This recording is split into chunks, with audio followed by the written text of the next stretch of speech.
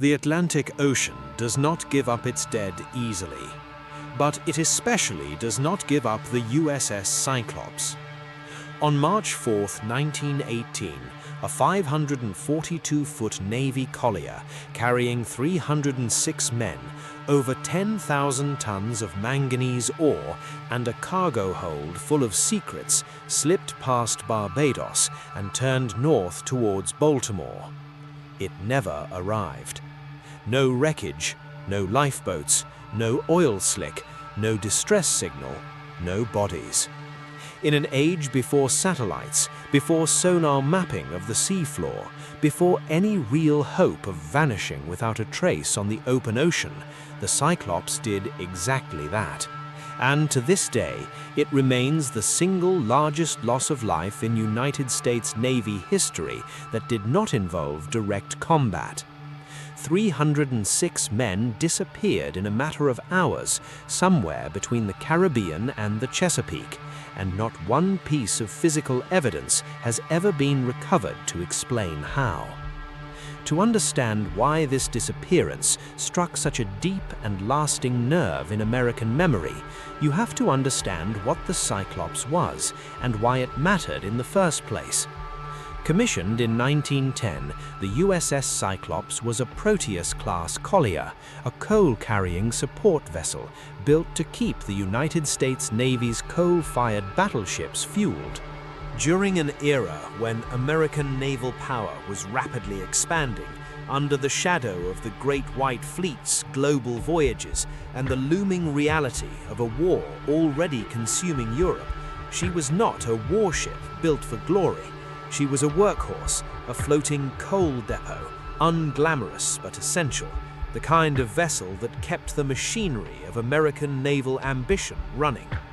By 1918, with the United States now a full participant in the First World War, the Cyclops had been reassigned to a different but equally critical mission,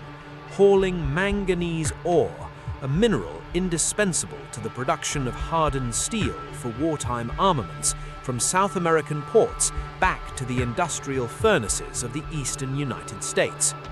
The voyage that would become her last began in Rio de Janeiro, where the Cyclops loaded her cargo of manganese ore before making her way north along the South American coast.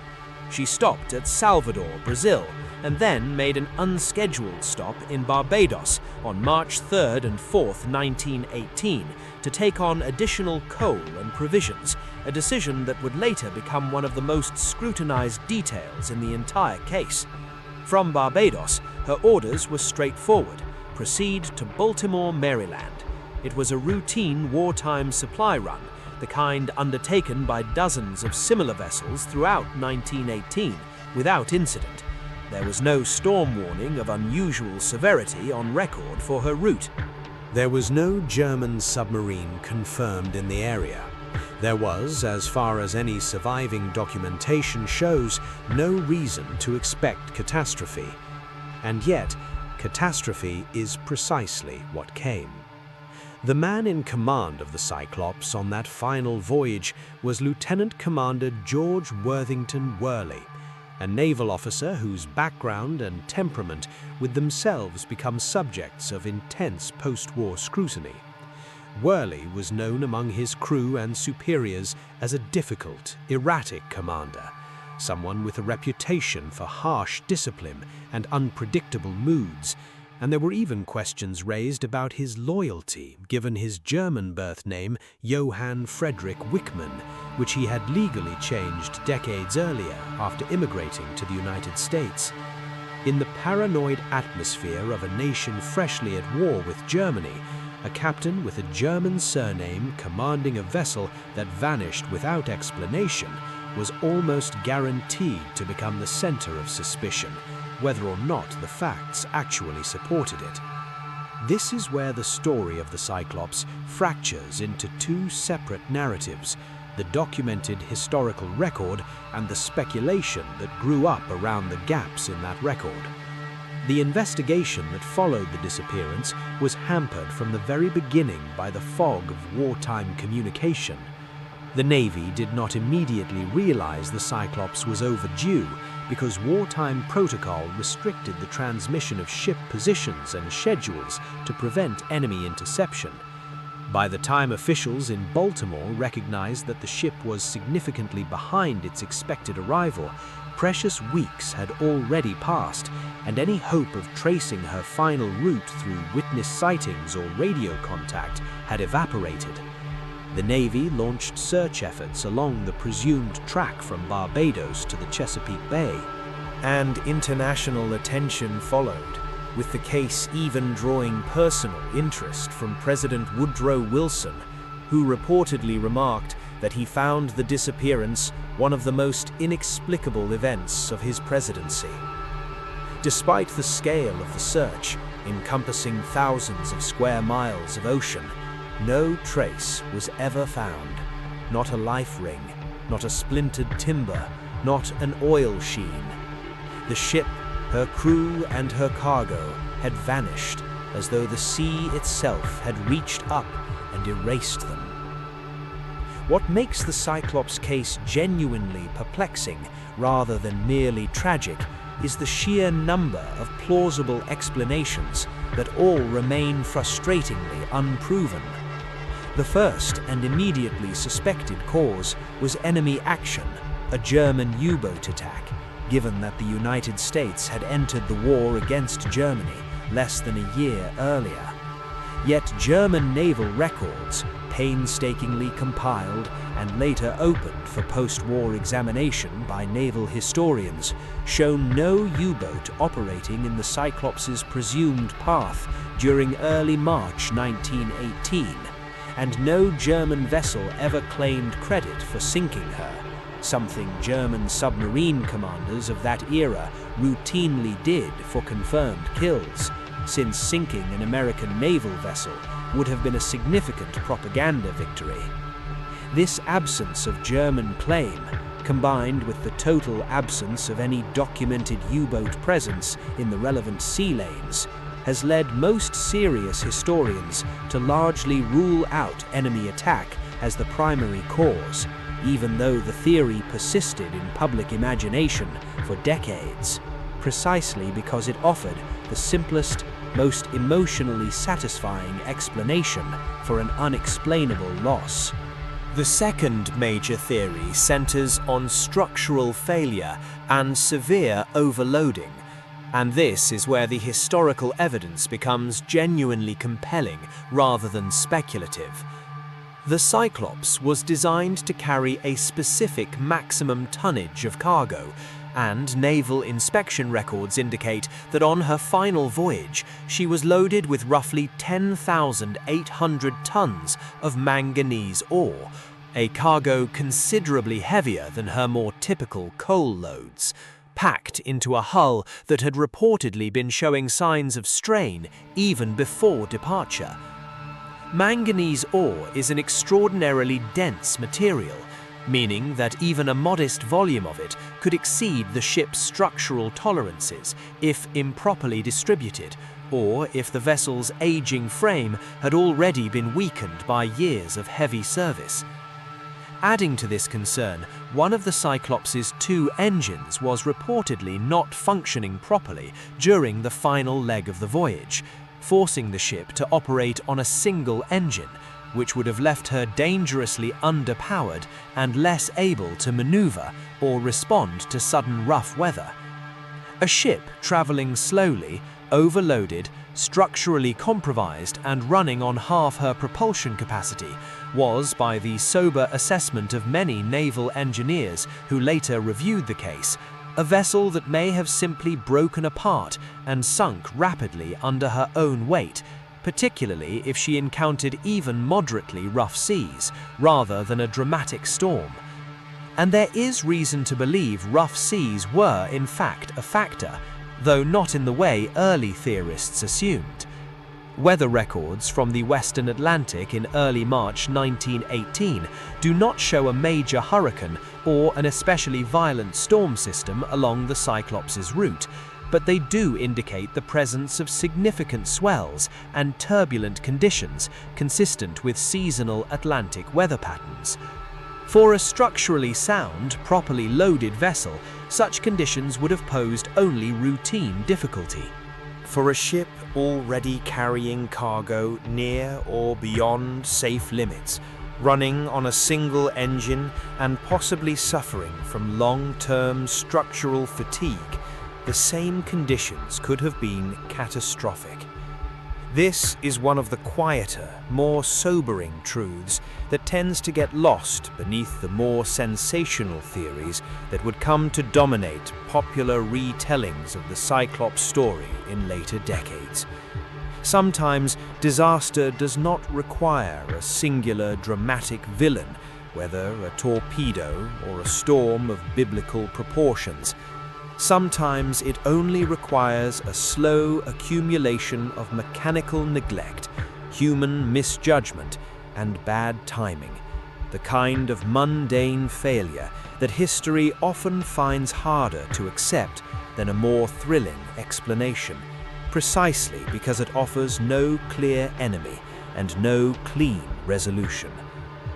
The human cost of this theory, however, is where the story stops being an engineering puzzle and becomes something far heavier. 306 men were aboard the Cyclops when she vanished, and this number alone made the loss deeply personal for communities across the United States, since the crew was not composed solely of career naval sailors. Also aboard was a passenger complement that included construction workers, civilian personnel, and notably the American Consul General to Brazil, Alfred Louis Moreau Gottschalk, a diplomat returning home after completing his post, along with several other private citizens who had secured passage on the vessel for the journey north. Families in Norfolk, Baltimore, and towns scattered throughout the eastern seaboard waited for news that never came. And because there were no bodies to bury and no wreckage to confirm the ship's fate, many of these families existed for years in a kind of unresolved grief, unable to fully mourn because there was no tangible proof of death, only an absence that stretched on without end. Naval historians studying the correspondence and pension records from the families of the lost crew have noted the particular cruelty of this kind of loss, one that offers no closure, no gravesite, no explanation, only a name on a list of the missing and a question that would outlive everyone who asked it.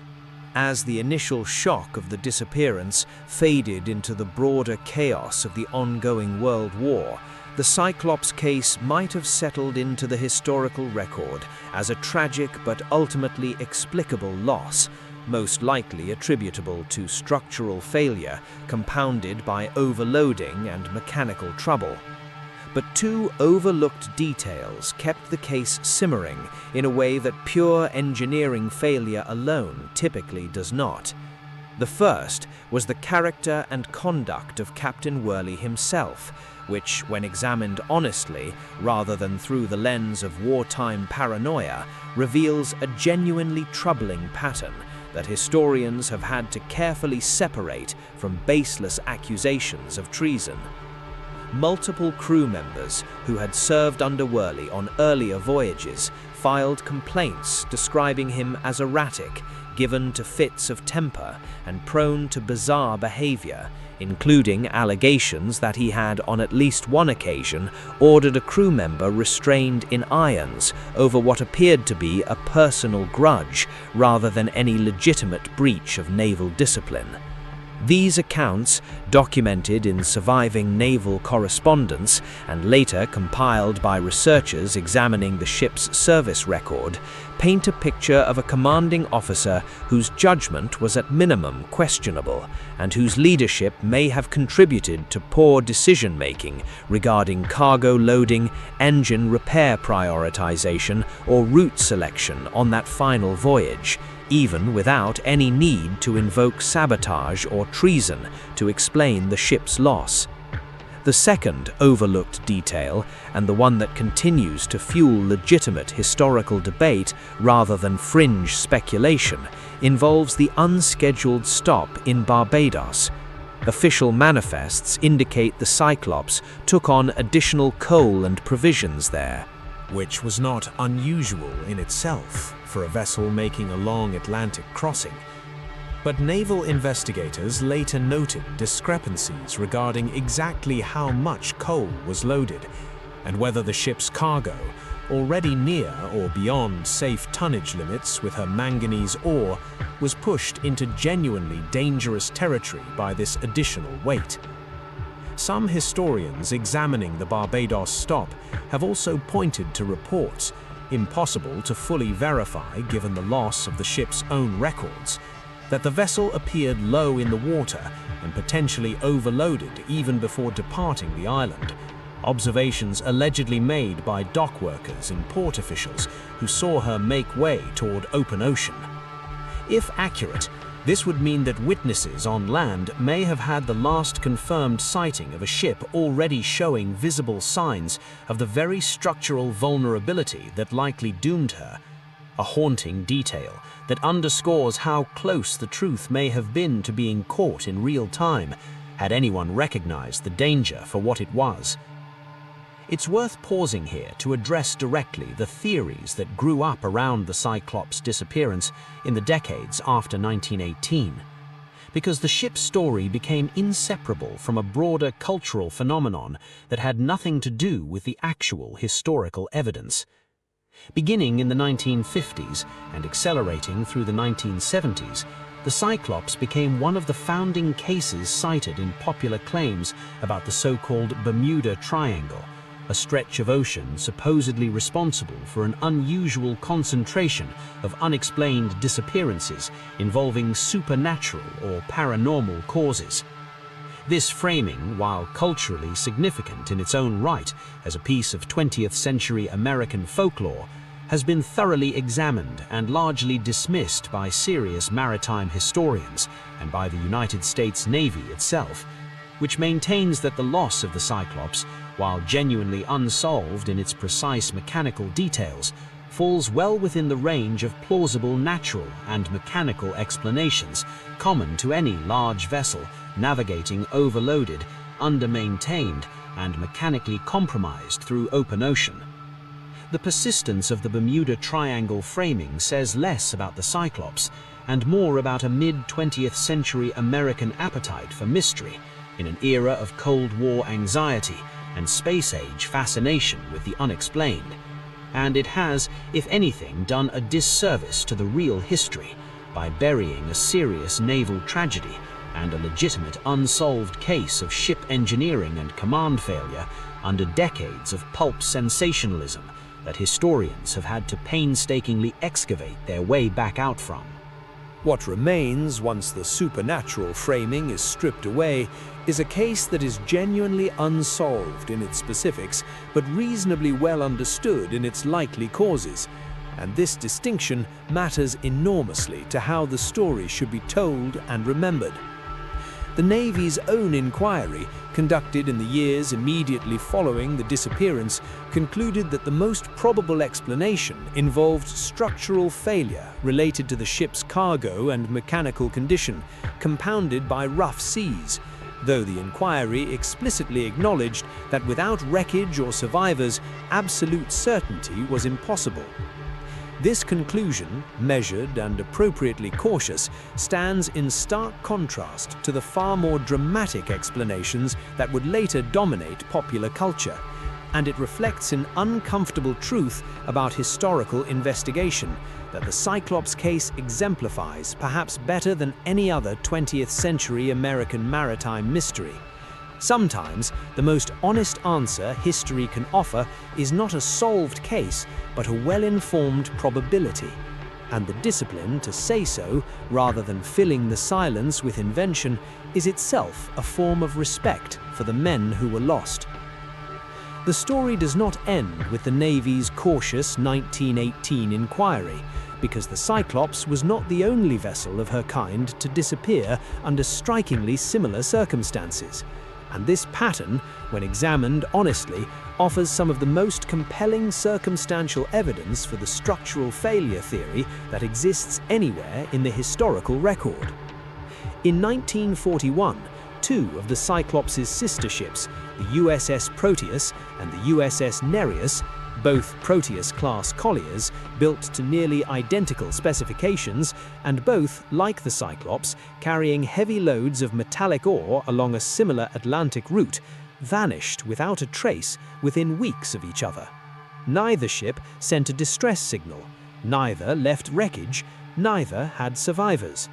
The timing, occurring just as the United States was edging towards involvement in the Second World War, briefly revived old suspicions of enemy action, but subsequent research, including examination of German naval records for that period, again found no evidence of U-boat activity along their routes.